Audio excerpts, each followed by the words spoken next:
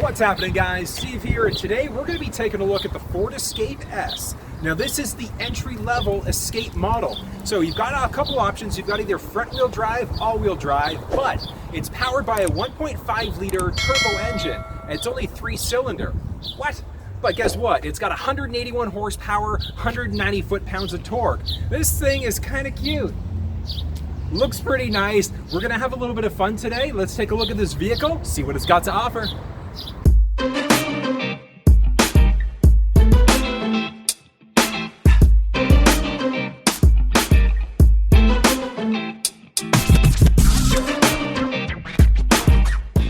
Starting off, now when it comes to gas in this thing, you can use regular 87 octane. Very straightforward in order to fill it up. All we're going to do, driver's side here, we're just going to press, open up, and as you can see, we've got a capless system. So you're just going to take that fuel hose, insert, you're good to go. Once you're done filling, close it, snap, you're good to go from there. Oh, taking a quick peek at the key fob here. So one thing to point out is that in the Escape S, it is not push button start. So we do have our traditional key in order to be able to start this thing up. Press and then close in order to close that back up. On the fob itself, we've got our unlock as well as our lock button. Now you do have the ability to add remote start from the vehicle. That can either be done from the factory or aftermarket. So really, it's a matter of personal preference there. Getting into the trunk of this thing is a very straightforward process. First, you're going to want to make sure that the vehicle's unlocked.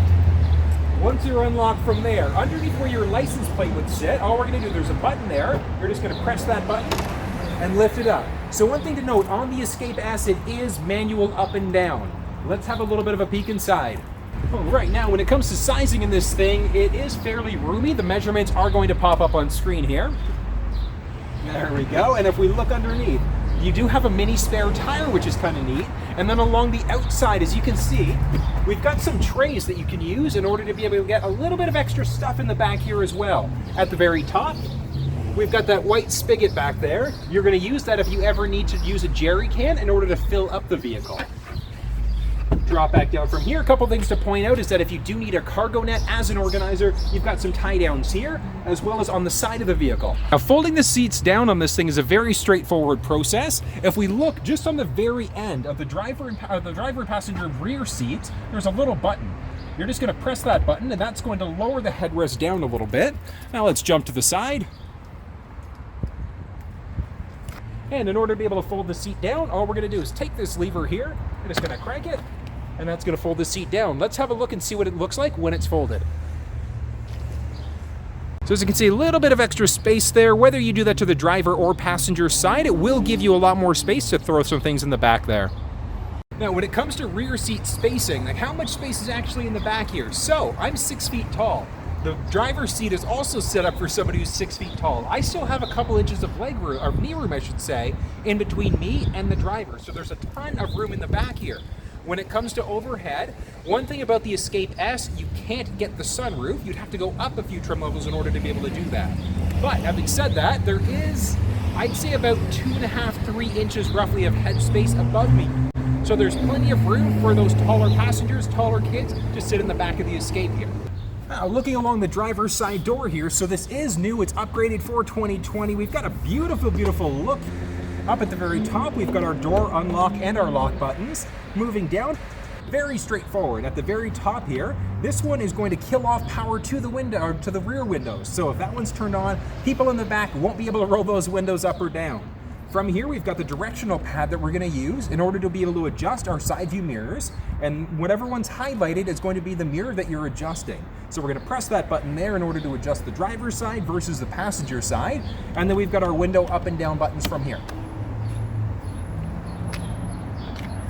Taking a look at the buttons down here, so very straightforward. This is going to allow us to determine whether the lights are on or off or they're on auto. So if we're on the very top here, so the circle one here is going to be off. So that means the daytime or the nighttime running lamps will not be on whatsoever. As we move down into the A setting, that's really the only two that I want you to be focused on, these two. So the off or the A, the auto setting. With the auto setting on, it's automatically going to adjust between the daytime or the nighttime running lamps, just depending on what it's like outside. So if it's starting to get a little bit darker, those lights, those nighttime running lamps will automatically flip on.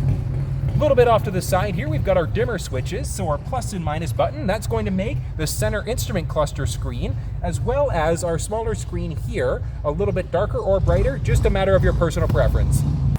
Adjusting the driver's seat in this thing is a very simple process. It is manual on the driver and the passenger side. So in order to pull our seat backwards or forwards, underneath, so in between our legs here, we're just gonna pull that up and then we can slide ourselves back and forth from there. And you're just gonna release when you've got your position.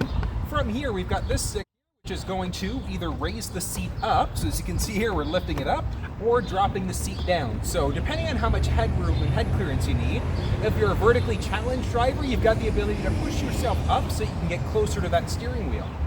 In order to adjust the backrest, we're just gonna grab this next one here. We're just gonna pull and we can move that backrest back or forward to our liking. Once we've got it, let it go and you're set to go from there. Adjusting the steering wheel on this thing is also a very straightforward process. So just by our left knee, as you can see, there's a little knob here. We're just gonna crank that down. And now from here, we can move the steering wheel in or out, so it's telescopic. We can go up or down with it. Once we've got that perfect position, we're just gonna pull it back up, lock it back into place, and we're good to go. So this is a screen we're going to be met with when we first turn the vehicle on. So as you can see, we've got along the side here 6 individual presets. So pressing that button there is going to pull up the preset that we've done. In order to be able to set presets up, we're going to manually tune here, or we can tune to the station using our voice on the steering wheel, which I'll cover off in just a second. So we've tuned to a different station here. In order to be able to save that station as a preset, you're just going to press and hold. And as you can see, the preset's been stored, so we can change to another preset, jump back in, and it has stored that for us. Moving down, off to the side here, we can either turn the audio on or off from there. So as you can see, it does tweak the screen a little bit when we do that. We've got our volume rocker. So pretty straightforward there. Now along the side here, we've got our volume rocker, we've got our tuning knob, and then you can also just press the OK button there in order to accept whatever station that you've tuned to. Down here, this button is going to let us change between our stations. So same thing, in order to be able to move between the menu, we're just going to twist this knob up or down, press OK once you've got your selection. This next one here is going to allow us to connect to a phone. So if we've got music playing, we've got the capabilities to do that. It's the same thing if we press the phone button. So adding a phone in, all we're going to do is press the OK button here. Search for your vehicle on your device and select it once it is found. And you're going to make sure that your phone is connected. And just on the bottom, should come up in just a second. There we go. So we've got Ford Escape down there. So we're just going to press that button. Confirm that the pin displayed on sync matches the pin displayed on your device. So as you can see, the numbers here, 400795, do match. So we're going to say pair and yes. For your safety, please stay alert to changing road conditions and use Sync's voice-activated features while your vehicle is in motion. There we go. And allow contacts and favorites. Absolutely, we want to do that. So we're going to hit OK from there. That's perfect. Now, jumping into the phone here, so we've got a few things to look at. We've got recent calls, contacts, dialed, text messages, so a number of options there. If we press this button, that's going to allow us to use certain mobile apps through the vehicle directly. So I've got LiveX Live, which is a radio app. You can also use things like Spotify directly through the vehicle. Moving along to the side, we've got a ton of options. So in order to be able to remove a phone, so let's stay on that phone for a second here. To remove it, all we're going to do is move into our Bluetooth settings.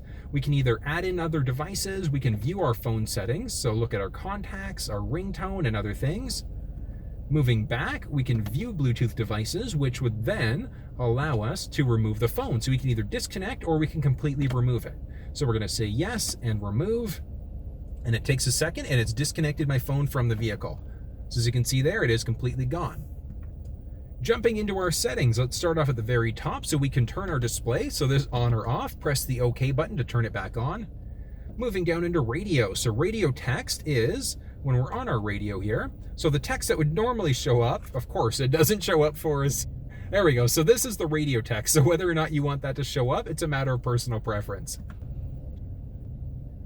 Bluetooth, we've got the ability to turn Bluetooth on or off completely. We can add in either another phone or a Bluetooth enabled device.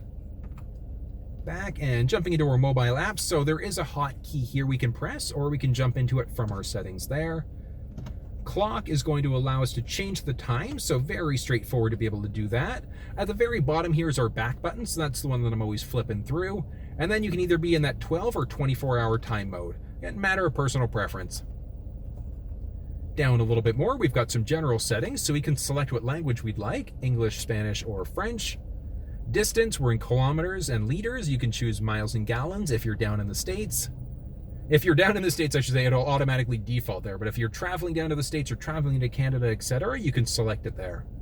About sync is just some basic information about what's currently going on in the vehicle.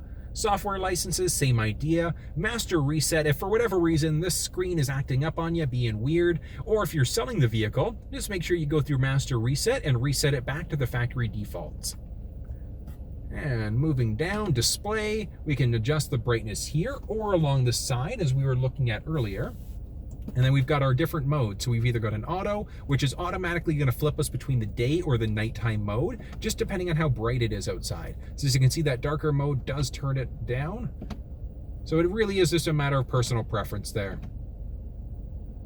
Moving back, and let's scroll down again, 911 Assist. So as I mentioned, your phone does need to be connected for 911 Assist to be active. 911 Assist, if you're in an accident, vehicle detects it, it's automatically going to dial 911 on your cell phone. Ford Pass Connect, the vehicle is equipped with an onboard modem. In order to be able to use it as a hotspot, you do need to have a plan through a data provider. So someone like Bell in Canada, I believe it's Verizon down in the States. Automatic system updates, I do absolutely recommend making sure that you keep that one on. And the reason why is because it's going to automatically update the software and the firmware for the vehicle for you automatically. Make sure that you're connected to Wi-Fi at home in order for that to be able to happen. Voice control is an interesting one. So we've got 3 different options there. So first off, I want to start off with advanced mode. So I want you to listen to this for a second. Tune to 94.9. Tuning to FM 94.9. So we got a little warning before, after I should say, letting us know what was actually happening. If we turn advanced mode on and do that again. Tune to 97.7. So it's changed stations for us. So it has changed to 97.7, but it didn't give us that message afterwards. So with the advanced mode on, it's going to make sure that you don't get as many prompts. When it comes to phone confirmation, when you make a phone call, would you like to call such and such person? Yes or no?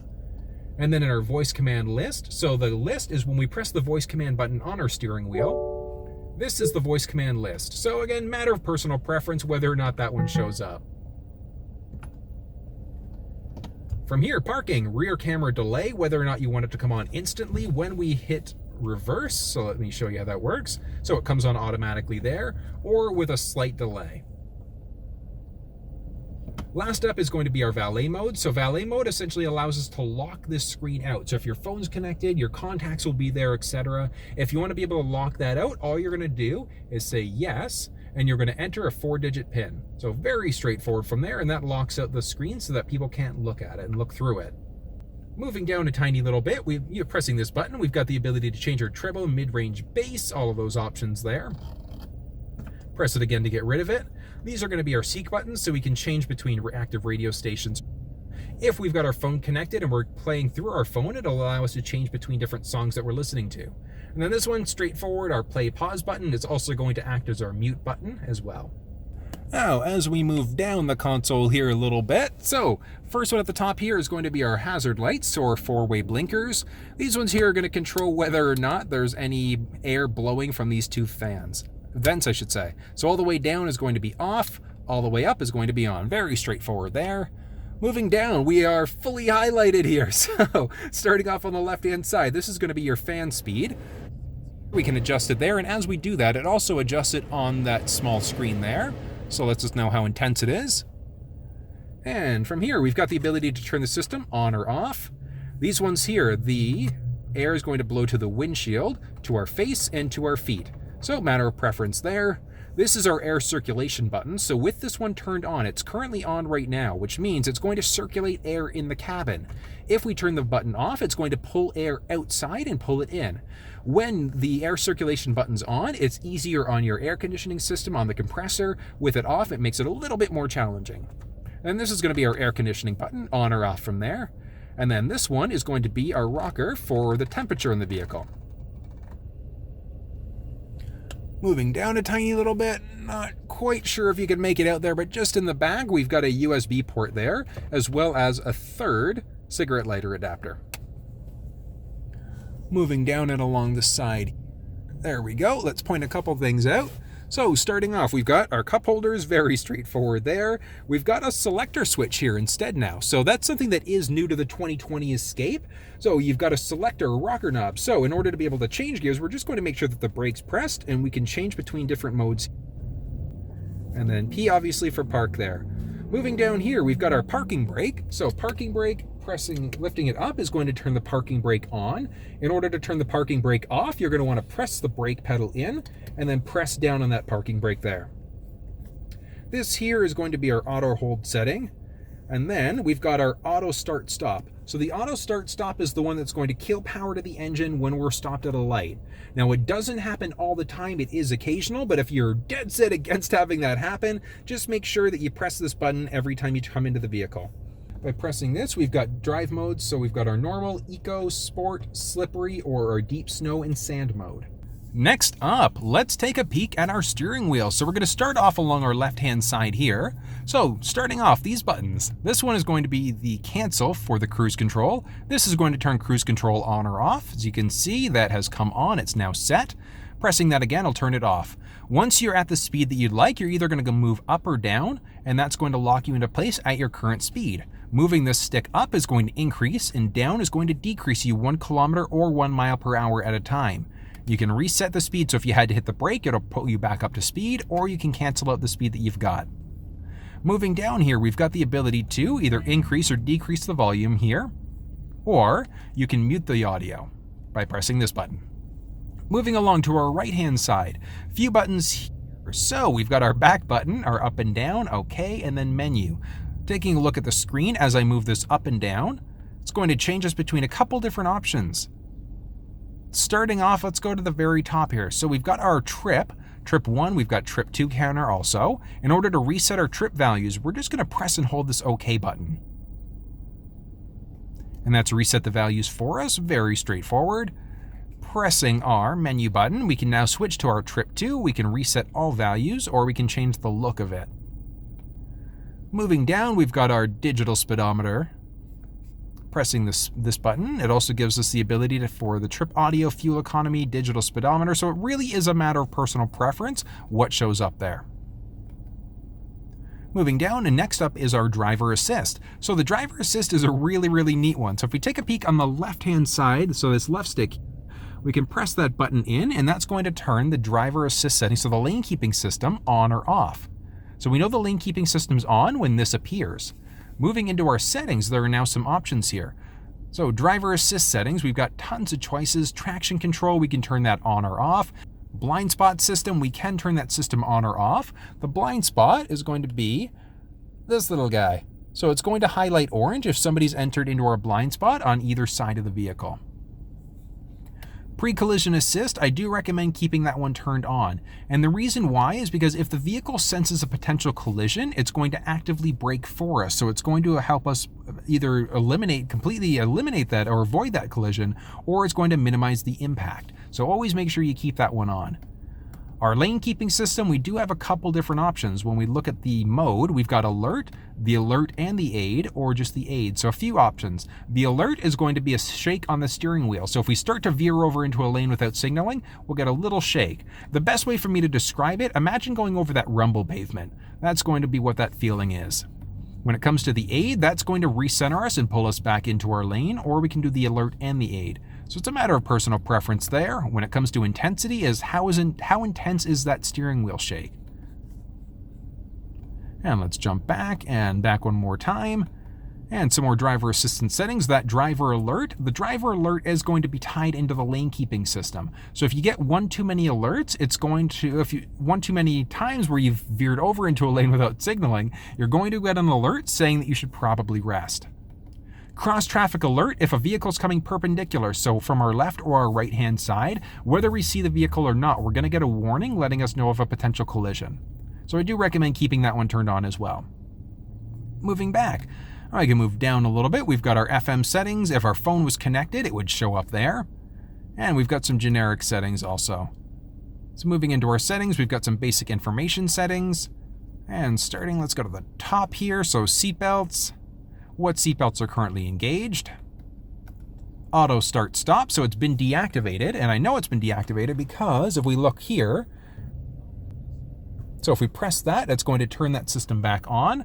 And moving up, as you can see, it's been activated by us. So it's activated and it's working as normal. Pressing back, we can then jump into our driver alert. So as you can see, we've got a little counter here. So if we start to veer over into other lanes without signaling, once that counter is full, it's going to let us know that we should probably rest. My key, very straightforward. You've got the ability to set up a key fob to have certain limitations. One of those limitations, an example, would be the vehicle can only go up to a certain speed. That one is a matter of personal preference. Tire pressure shows us what the active tire pressure is on the vehicle. And then moving down, we've got the ability to reset our oil counter there. Display, we've got some options, so we can again change between our language, so English, Spanish, or French. Measurements, either liters, let's drop down. Measurements, liters per 100, kilometers per liter, or miles per gallon. Temperature, obviously Celsius or Fahrenheit. Tire pressure measurements, PSI, K-bar, etc. And then driver assistance is where we've already been in there. Some basic vehicle settings. Looking at our lighting, so auto lamp delay, so when the vehicle's locked, how long do those outside lights stay on for? 10, 20, or 120 seconds? Moving down into our locks, so auto unlock, feedback, mislock chirp, so if it doesn't lock properly, and then remote unlock. When we unlock the vehicle, do all doors go unlocked, or is it just the driver's door? So it's a matter of personal preference there. Next up is going to be remote start. So with this specific vehicle, it doesn't have remote start from the factory, but we can add it in. So we can turn that system on or off. The system is going to be in there, it's installed, so you can do it aftermarket in order to be able to take advantage of it. We can permanently turn it on or off from there. When we remote start, what happens? With climate, is it going to automatically let the vehicle decide what the cabin temperature should be, or is it going to take our last setting? And then from there, duration. So how long does the remote start last for? 5, 10, or 15 minutes? And then wipers, we've got the ability to have a courtesy wipe, and then we can turn that reverse wiper on or off. So while we're on the reverse wiper, so on our right stick, on the very, very tip, so this one here is going to let us control that rear window wiper. Moving back, and that is all for our vehicle. And the My Key, this is where we would go in order to be able to set up that individual key. So if you wanted to limit the speed or certain functions, you would go to that screen in order to set up My Key. And that's going to be the basics of this middle screen here. Let's move back a tiny little bit. Other things to point out are obviously going to be our sticks. So we've got our blinkers there. We're going to pull in or push out in order to be able to turn the high beams on or off. We've got the ability to select how much windshield wiper fluid comes out. And we're going to pull in towards us in order to use the front windshield wiper, or we're going to push away for the rear. Okay, now time for the fun part. Let's take this thing for a spin and see how it is. Now this is a front wheel drive vehicle, but really we're not gonna notice a difference right now. It's beautiful outside and we're going just on regular road. So it's really just going to be a matter of how does it feel as we're driving. And I've got a feeling it's going to be pretty good. I've driven the other Escape models, and the 1.5, the 2-liter turbo engine, they both feel good. They feel good across the board. The hybrid is an interesting one. It's a 2.5-liter engine in there as well. I'll have something pop up here if you want to learn more about that engine, but more about the vehicle. But it's really, really neat. And especially if you're going to be putting on a lot of kilometers, looking at the hybrid vehicle as an option is a good idea. Okay. It's a nice start.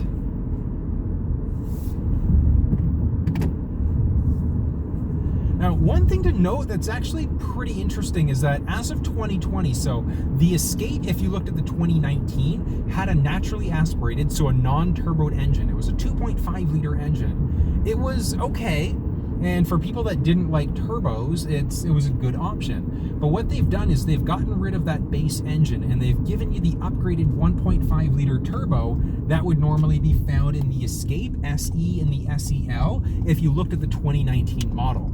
Now, one other thing to note, I had mentioned at the beginning of the video that this thing is now a 3-cylinder engine. So it's normally 4. If you look at the 2019, it was a 1.5 liter 4-cylinder. They've lowered the number of cylinders in the vehicle. It's putting out more power instead. It's really, really cool what Ford's done with this thing.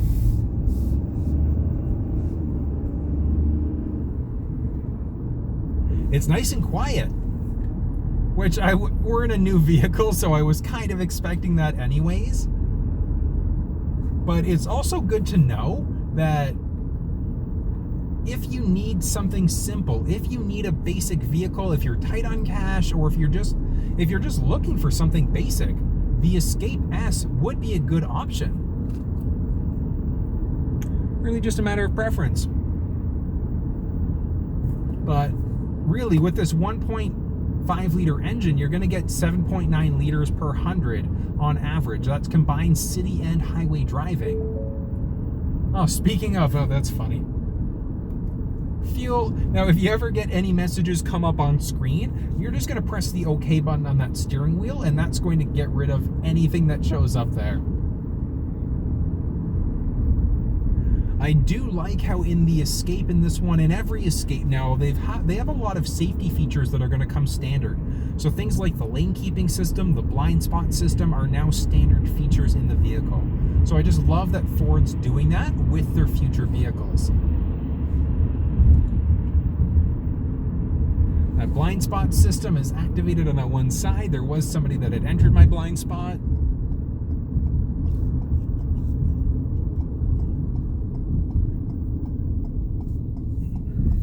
Oh, I went to go for the gear shift. The gear shift is gone. It's gone as of 2020. It's now this little rotary knob here. It does throw you off, especially if you're the type of driver that normally would rest your hand on that shifter knob. But with that armrest here, it still makes it nice and comfortable for a drive.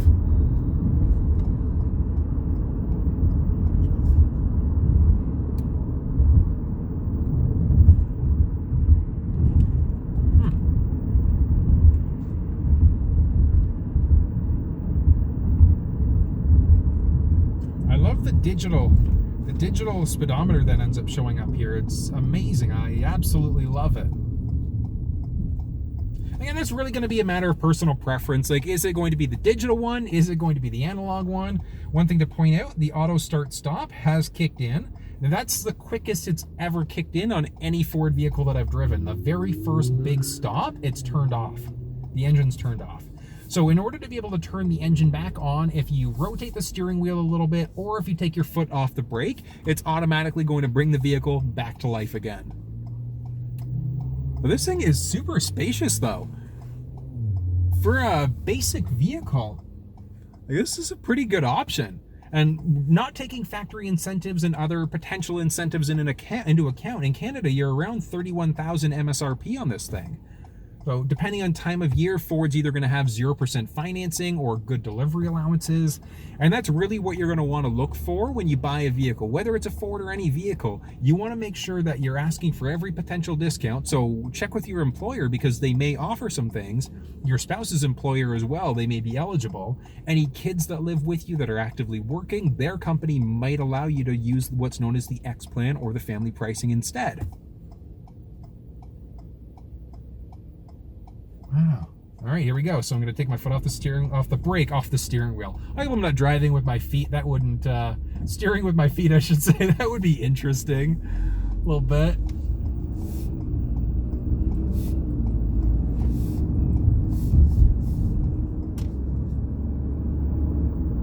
Yeah, it's handling as expected.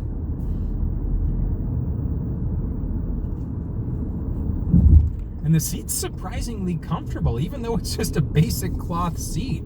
I don't mind it. Ah! Totally almost used the wrong entrance there. Oops! That's new. Oh, this is new. I like it. Good job, town of Whitby. Oh, that's a sharp turn. All right, there we go. Oh, that'll be dangerous in the winter time. Oh, I could see a bunch of people doing some not so good things with these guardrails. Oh, well, here we go. Let's see how this thing goes.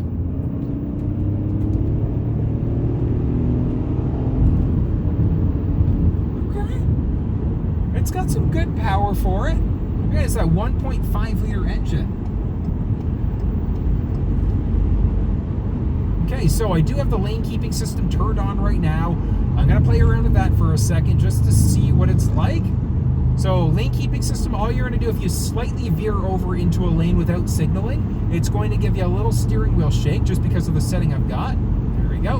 And it's recentered me and pulled me back into my lane. Now, one thing to note is that with the lane centering system, it's not technically going to recenter you over. It really just pulls you off to the side a little bit to make sure that you're not veering into that lane a little bit too aggressively. Simple little nudge.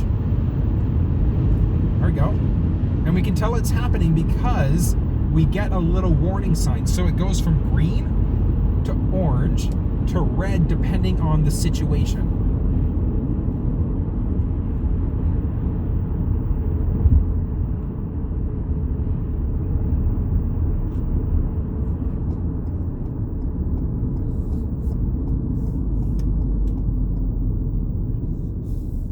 Turn that blinker off here just so we can chat without being blinked at.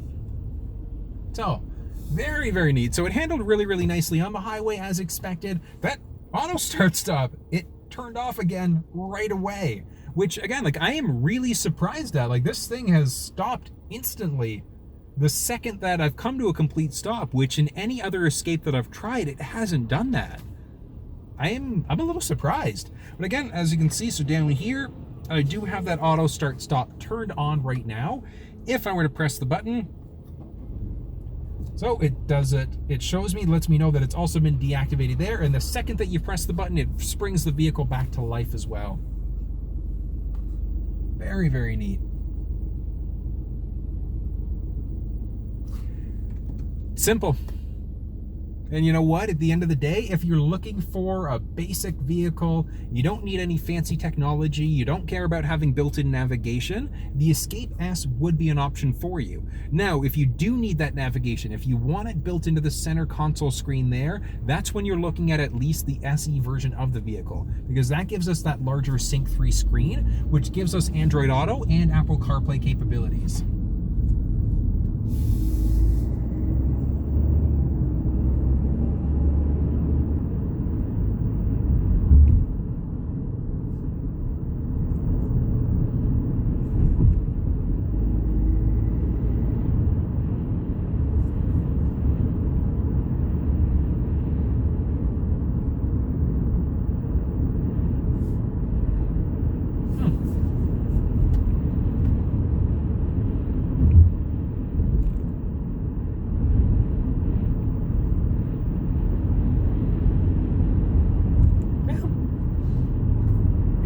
It's comfortable, it's quiet. Now again, it's what's your budget looking like? Now this one is the front wheel drive version of the Escape S.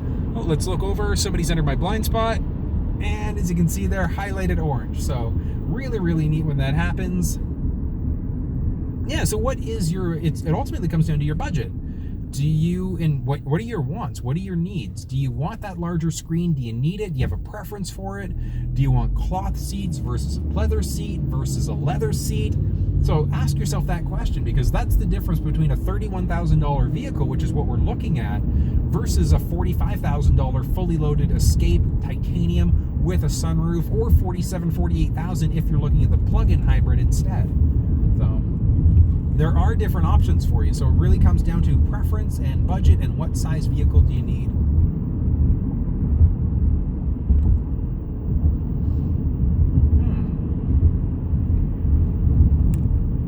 It's nice though. This is one of the first Escape S's I've actually ever seen them a lot. It's one that doesn't really sell all that well. I'm thinking that smaller 4.2 inch screen is probably the reason why. As for what, $1,500 more, you can get that larger Sync 3 screen and then a number of other options like a power liftgate. But again, personal preference. If you don't need those extras, this would be a good option for the Escape for you, especially if you wanted to save a couple bucks.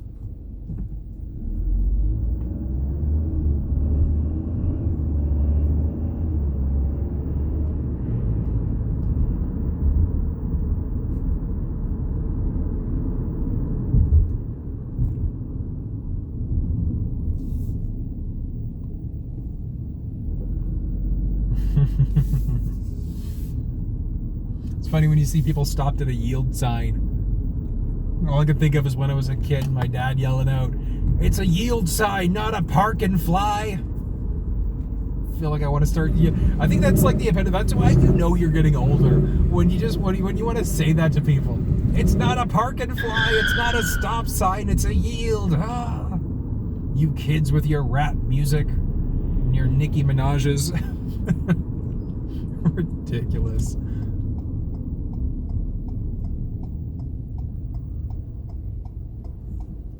I guess that's part of it as well. You get older, you just want to start rambling.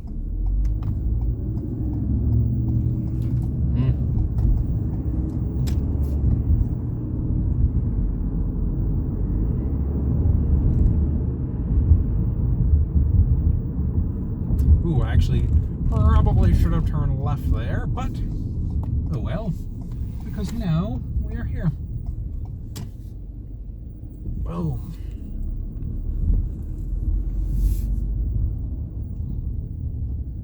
And there we go.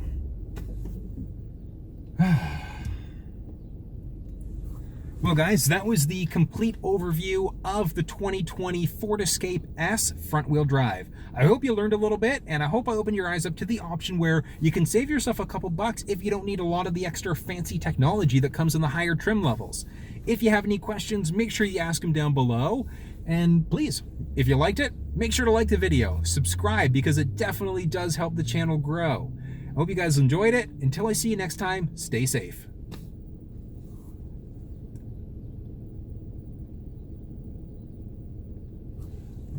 Go, that's off. Oh, I missed that. Nice cold AC blowing.